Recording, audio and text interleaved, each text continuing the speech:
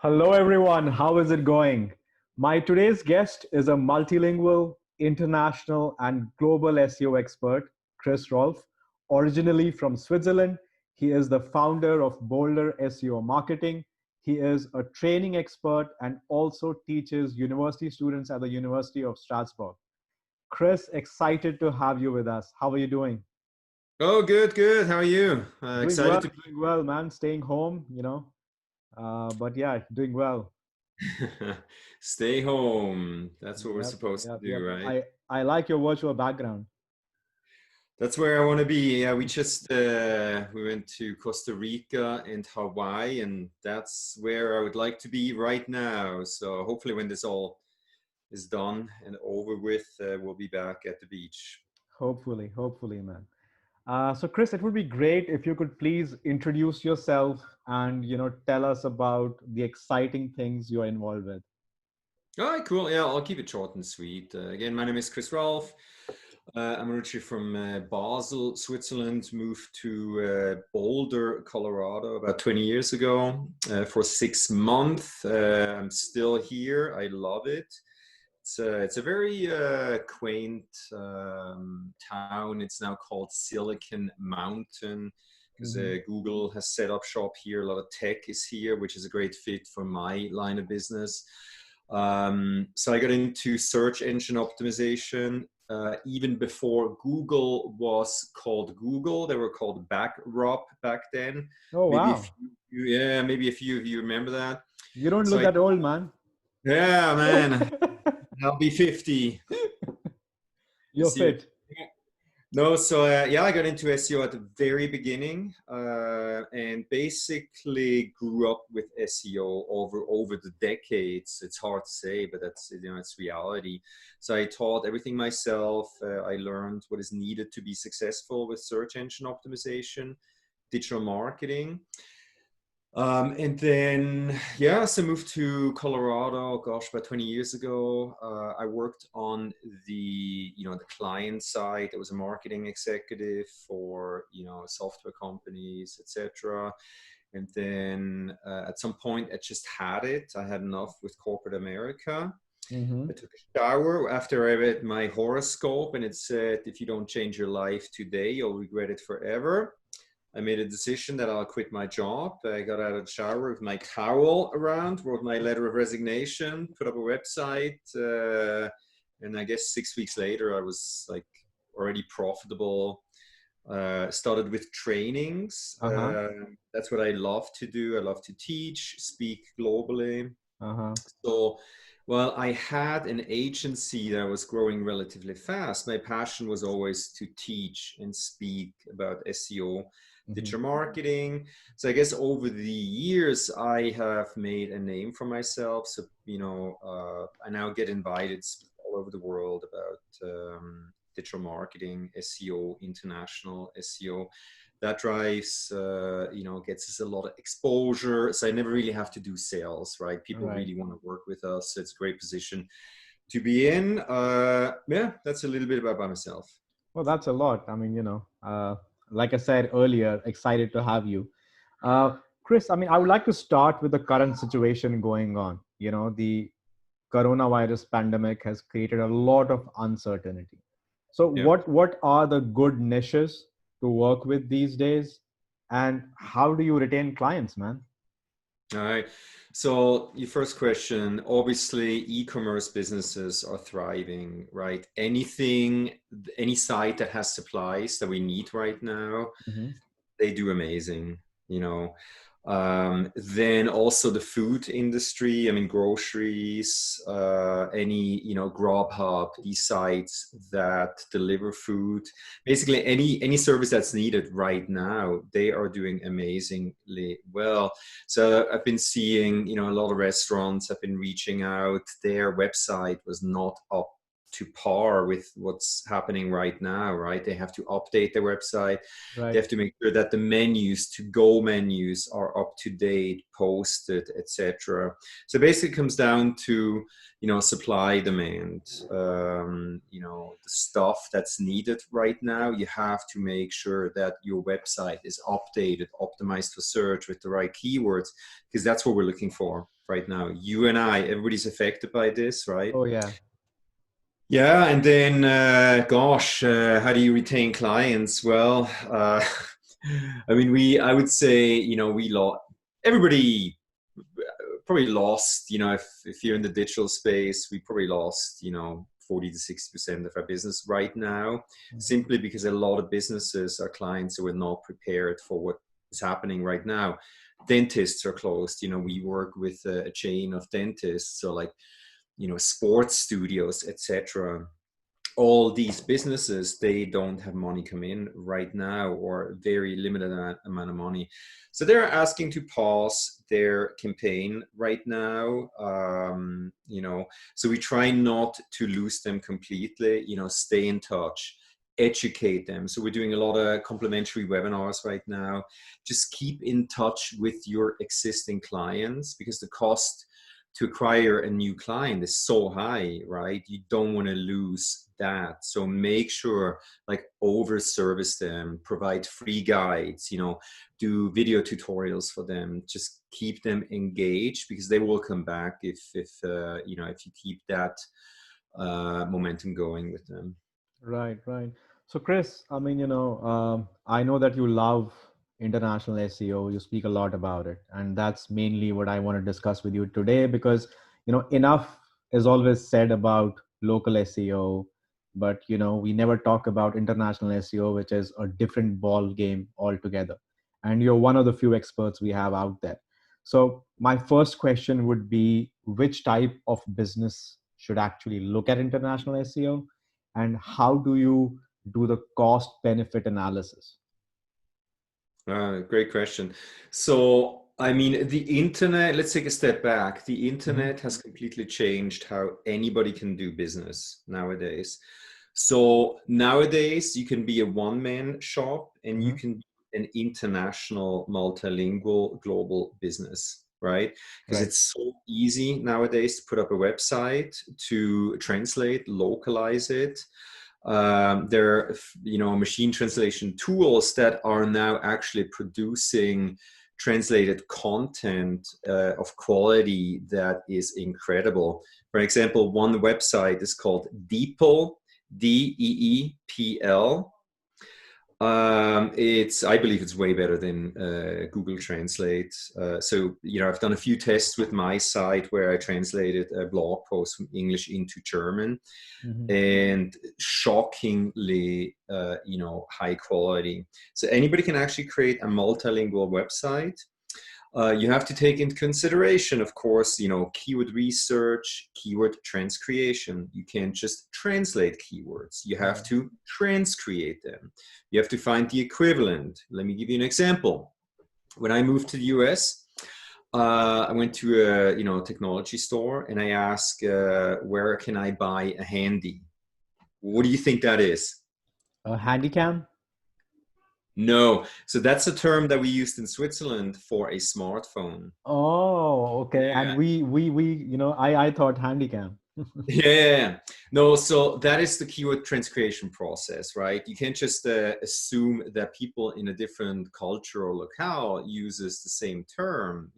Sometimes people use branded terms, or like we also use Natel in Switzerland, which Mm-hmm. was actually a branded term, one of the first mobile phone companies. Right, right, So you got to find the equivalent of the keywords, from English to whatever language. That's called keyword transcreation.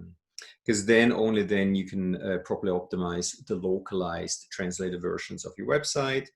I mean, there's a much more to that process, of course, of like course. local link earning, where you need to acquire, let's say if I promote my business in Germany, I would want to get links from German companies, relevant Right. German companies. So there's so much more to it. Mm-hmm. Um, Sorry, go ahead. Yeah. So, Chris, basically, what I'm trying to understand also is, from this question is, I mean, should every business go for it? What kind of businesses should actually go for it? Because, so let me give you an example. So something like, let's say, a software company. Now, it's not only about changing the languages. Maybe the company might require actually in-house people who support team which Yeah. actually understands that language, because whatever bugs are coming in or whatever, changes are happening in the software, they need an in-house team for that particular language rather than just using a tool for it. Yep. So basically, I mean, how do you, let's say a business comes to you, how would you do the first audit where you say, yes, you should go for international SEO? All right, great question. So yeah, the first part is like anybody can start an international business right now. The more challenging question, I guess, is for larger corporations, right? If you start to sell your product on a global scale, you need to have the infrastructure in place to service those clients, right? So we have partner companies that help with the analysis of, going global strategy, etc. We're not experts in that. We're really good at helping these companies succeed once they make that decision, with the international multilingual SEO. But yes, so we do have strategic partners in place. They're really good at consulting with these kind of companies. They will take a look at, everything possible required to make sure that that company eventually is ready to be able to go global. I mean, I used to work in the localization translation industry, which is, localizing your website, getting it ready for global markets. That's just a small piece of the puzzle. Right. So is multilingual SEO, Right. setting up infrastructure, being ready in-house to going global. It's a massive undertaking. And the bigger the company, the bigger that, undertaking. So to answer your question, we have strategic partners that we pull in as needed, Right. Right. Yeah. So as an agency, just a follow-up question on that. As an agency, I'm trying to understand, because you said that, there are tools like DeepL, which, give you a very good quality content. So would you still, because what I was trying to understand on the agency is, then does that mean I need to have native writers for different languages? So, so you would say that, whether I have them in-house or, I'm just trying to understand the team Yep. structure. So you would say that, tools like DeepL do a decent enough job? So it depends. DeepL may be a great option for, a one-man show, right? Because you can simply hire a linguist to edit, make sure proofread the content, right? If you're a bigger company, you're going to have to hire a localization translation company Okay. that does it professionally, because they work with tools such as translation memory, glossaries, etc., right? That over time reduce the cost of translation. So if you're a bigger company, my advice is, don't build your own translation team in-house. Just outsource this. Less headache. Have a localization manager that coordinates that effort. And then Right. oftentimes with, these bigger clients, we work with the localization manager or team at that Fortune 500 company or whatever Right. size that is, because they will coordinate the optimization of the localized content, right? Right. So very big companies, they have in-house localization teams, but most companies, they will outsource that process to localization companies. Right, right. And also, I mean, what is the difference, between optimizing for, let's say, Google versus Baidu versus Yandex? Because, when you're talking about international SEO, that challenge also will come in some cases. So how, in terms of algos and processes, how different is it? I mean, algorithms across the board, they're very similar, right? But then it comes down to, yes, if you go to China, you're going to have to optimize for Baidu, obviously. Yeah, Russia, Yandex, South Korea, Naver, etc. So you're going to have to, at the very least, claim their equivalent of the Search Console, the Google Webmaster Tools. Mm-hmm.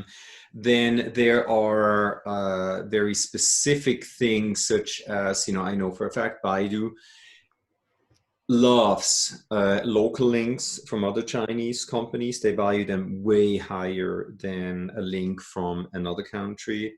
There's Mm-hmm. also some certificates that you have to add to your website, electronic Okay. certificates. So there are some nuances. It's not rocket science, it just has to be done. It's basically a checklist that you'll have to go through and make sure it's done by the book. Yeah, but yeah, if you go into those countries, you're going to have to accommodate for those local search engines as well. Perfect. So, Chris, Yeah. another question which I had was, obviously this is a complete topic in itself, but just try to explain us as brief as possible. How does your international SEO audit process look like? Because I think that is the first step you would do when Yeah. you start doing the SEO. So how does the audit look like for you? All right. So, I mean, as you probably know, there's about 250 plus ranking signals, main ranking signals in Google's algorithm, thousands of sub ranking signals. So we can place these 250 main ranking signals into basically 5 buckets. Technical health of a website, the functionality, on-page SEO, off-page SEO. Social media is a big part of SEO. The Hmm. foundation is content marketing, right? So we basically go through all these components and take a look at everything, not everything, of course, but as much as we can.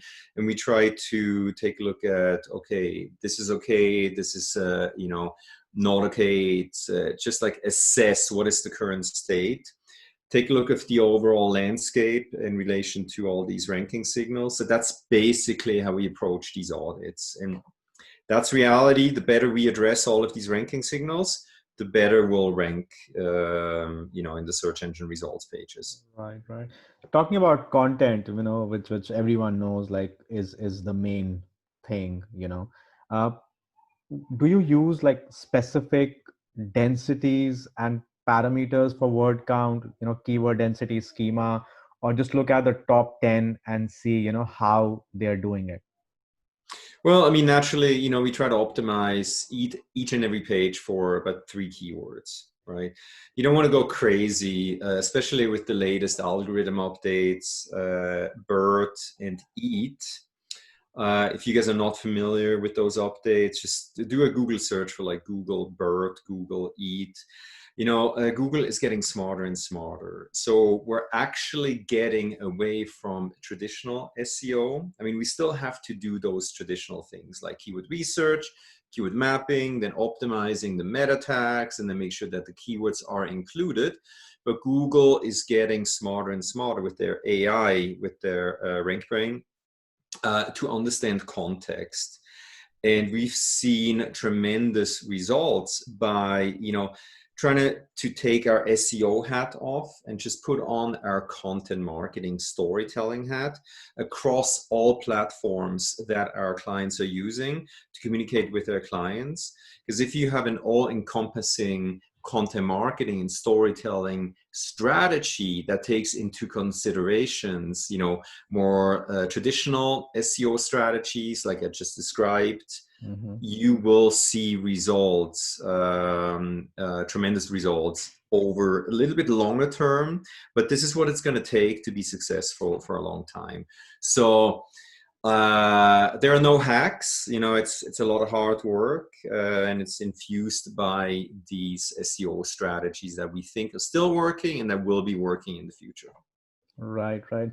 Also, some languages increase or decrease characters, right? Like Yep. German versus Chinese. So does Yep. that have any impact on like the number of keywords you are targeting on a page, because, maybe the title tag might, get affected based on, Google allows a limited set of characters and things like that. Great question. So oftentimes what we see is that when people, they translate their website from English into German, German usually it's a 30% character increase over English, right? So we see the title tags way too long. Generally, you want to stick to about 40 to 60 characters in the title tag, and then the description tag about 140 to 160. So naturally, when people just translate the content, way too big, right? then Google will just grab something off the page to create the SERP, right? Right. The content that's displayed in the SERP. Yeah, so major problem. Yeah, so you need to take that into consideration.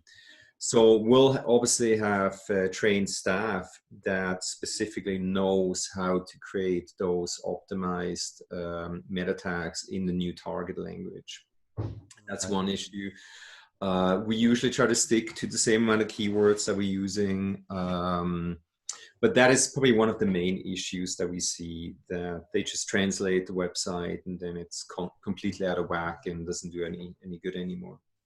Right, right, right. Also, have you ever come across a situation where the page, like, intent or type changes from like country to country?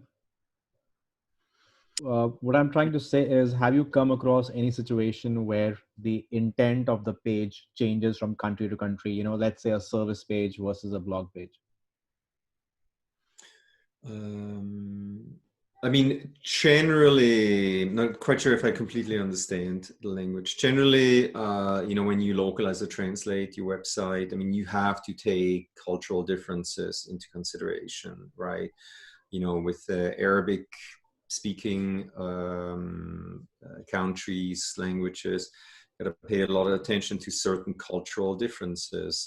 China, the use of colors is very different. So, I mean, everything matters. Mm-hmm. So you're gonna have to address every new website, according to that country. So things can naturally change. One service that sells in the USA may not even be known in other countries.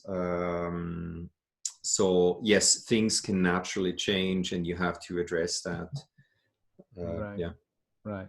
How do you decide between, subdirectories versus subdomains versus entirely different domains? Yeah, I mean, depends, ideally, if you have all the time and resources and money in the world, go with a top level country code, you know, Okay. .de, .fr, that's Google strategy, right?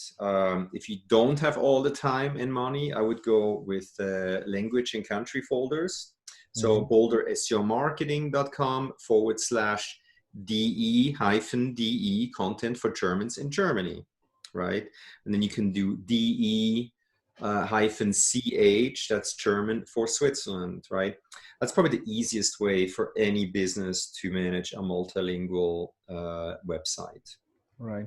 And do the link building efforts change like across these different strategies? So I do not like the word link building. I like Okay. the word link earning, because we know link building, it's frowned upon. So I like to refer to it as link earning. So we want to earn links from reputable websites that actually make sense, right? And Google is going to crack down on that even more. So it's all about, so to answer your question, yes, we're going to create the best possible content in whatever language we have to earn those links. And yes, we are going to reach out, to influencers in those languages, because, we're not going to be too aggressive about it, but we want them to know, look, this is an amazing piece of content that we wrote for this website. We're going to try to get into other publications, etc., etc. So that's the way I think it's supposed to be done, and that's the way that's been working amazingly well for our clients. No, We'll reach out to very well-known publications, and we try to get a link in an article that leads back to that website. no, absolutely. I agree. I agree. Also, Chris, one very important question for international SEO, which I believe is the, language tagging. We know that, a lot of companies, some of the big companies you have worked with, I have read that, didn't get their hreflang right. So, Yeah. I mean, what is the best practice or the key elements to keep in mind for that? I mean, this is the easiest thing that you can do to get some of the most SEO points, right? Don't neglect your href tags. It's basically a tag, on your website on a page that tells Google, look, this German piece of content needs to be shown to German people in Germany, right? And this German written piece is for people in Switzerland. So you can indicate that with that href tag that we just mentioned. It's the Mhm. easiest thing. And then also there's a tag called the xdefault href tag. Let's say if you serve clients in Australia, USA, UK, etc., Mhm. you can send people from other US English speaking countries to a specific page by defining that with the X default length. So this is, I'm not going to go deep into that, but this is definitely something that if you want to tackle this yourself, this is something you need to address and get it done right. Right, right, right. Also, I mean, as an agency, who are the best clients to target for international SEO? What I'm trying to say is, companies who don't have presence in different countries and, pitch them versus, companies who have multi-country presence and maybe not doing it right. So you're, from an agency standpoint, right? Yeah, Gosh, I mean, first of all, you need to be able to deliver what you're promising. Okay. I right. see so many agencies out there, they're promising, their clients that they can do international SEO. And then you talk to them and they have no clue. They will translate content, but they don't do it right. So it comes down to, get an expert in house, even if it's just one person that can help you set up a structure so that you can actually handle international SEO. Do that and then define what are you able to offer. Don't overpromise and underdeliver, because then you're going to mess up that client's potentially success for the long term. So hire somebody that can help you with that, and then define what is going to be done and make sure that you can deliver those solutions.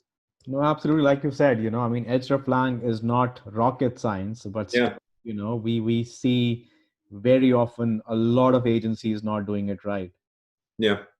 Yeah, and there's also a lot of localization translation agencies out there. They are claiming that they will help their clients after translating the website, also optimizing them. I've been a long time in this industry, and I know for a fact very few actually really get it. So that's why we're getting a lot of requests from localization companies. They want to work with us, in a partnership to make sure that their client actually gets a fully optimized and localized website. Right, Yeah. right. Chris, is there any checklist you follow, before initiating international SEO project?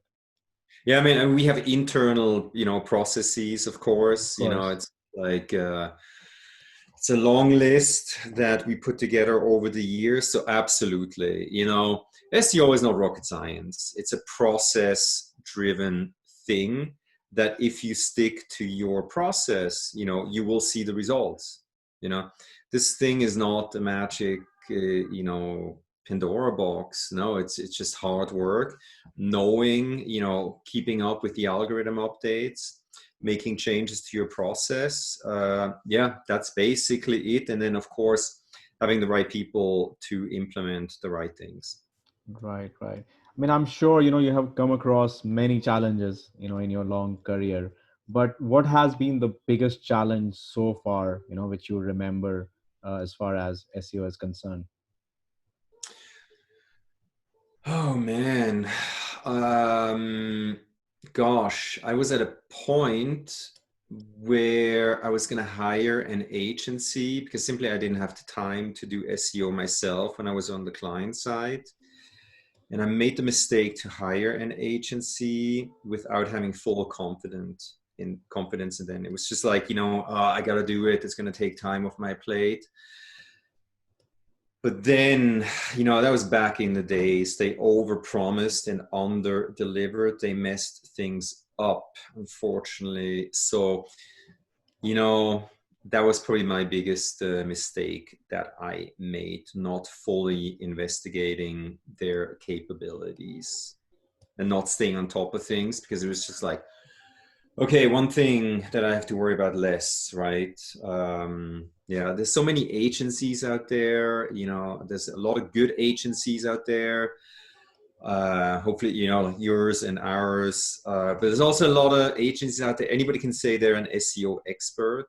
Mhm. So unfortunately, that was a mistake that I made. Right, right. Uh, Also, I mean, any tips you would want to give to agencies, who want to try offering international SEO as a service? Gosh, you know, again, it comes back to, I mean, either you can outsource it, right? You can white label it by using company, you know, I guess like ours, or you build your in-house team, you know. International SEO is not for everybody.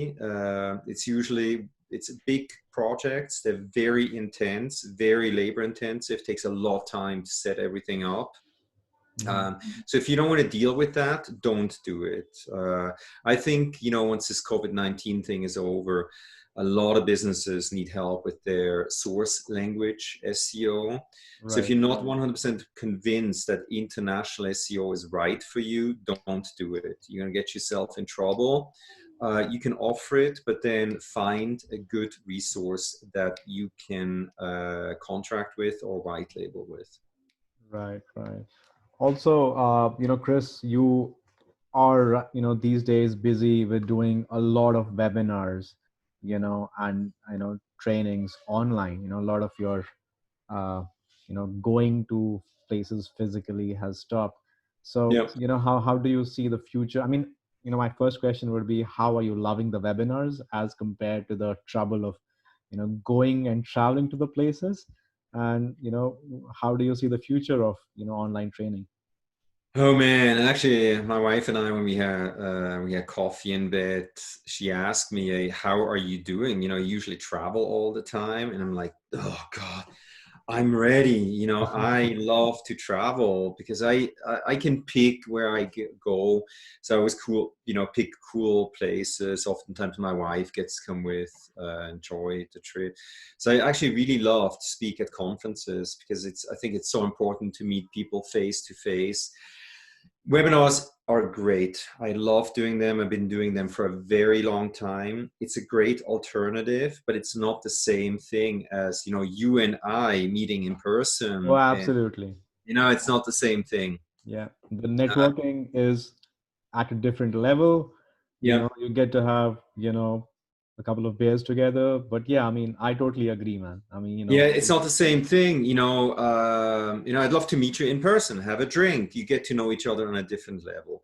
This will do for the moment. I think we're going to see, you know, a lot of companies now jumping on board, actually, you know, learning all this digital stuff. They're learning how to use, you know, screen share applications such as Zoom, etc., because they have to resort to these tools to, you know, communicate with their target audience, right?